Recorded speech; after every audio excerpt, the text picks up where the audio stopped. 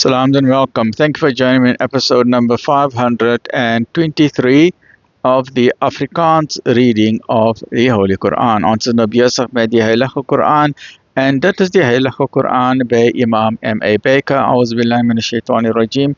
Bismillahir Rahmanir Rahim. In the name of Allah, most gracious, most merciful. In die naam van Allah, die barmhartige, die genadige.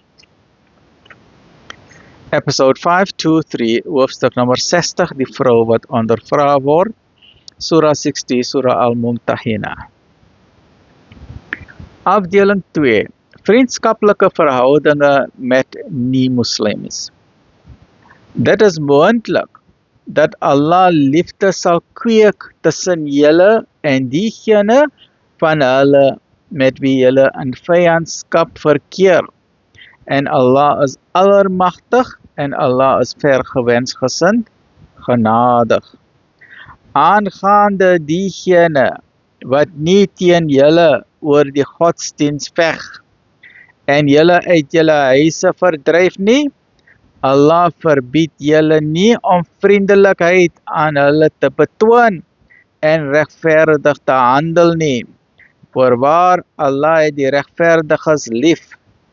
Maar Allah verbied julle om vriendskap te betoon aan diegene wat teen julle veg oor die godsdienst en wat julle uit julle huise verdryf en ander hulp om julle te verdryf. En wie hulle ook al vriendskap aanbied, hulle is die boosdoeners.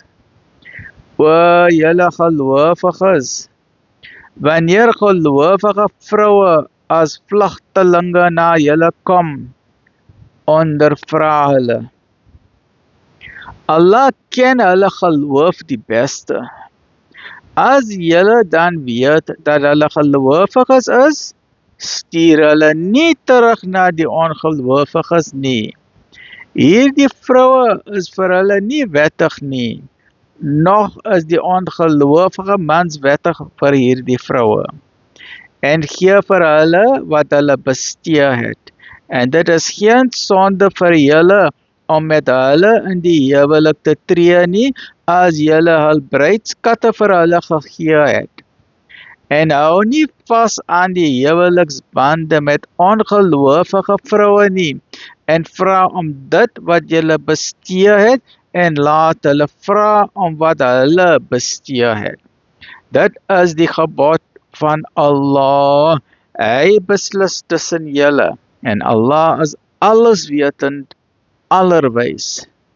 En as enige aandeel van die bruidskatte van julle vroue oorgegaan het, van julle na die ongelowiges, en julle kry 'n soortgelyke kans, gee dan aan diegene wie se vroue weggegaan het, dieselfde as wat hulle aan hul vroue bestee het, en vrees Allah in wie hulle glo.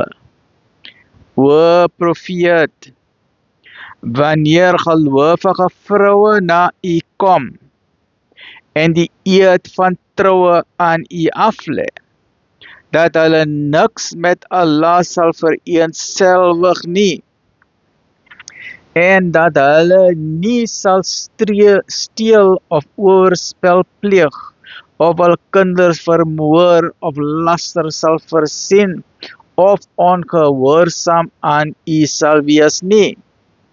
Neem dan hulle eed van trou aan, en vra Allah om vergifnis vir hulle. Waarlik, Allah is vergewensgesind, genadig.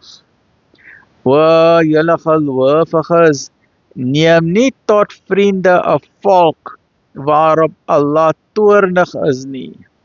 Inderdaad, wanhoop hulle aan die hiernamaals, net soos die ongelowiges wanhoop aan diegene wat in hul grafte is.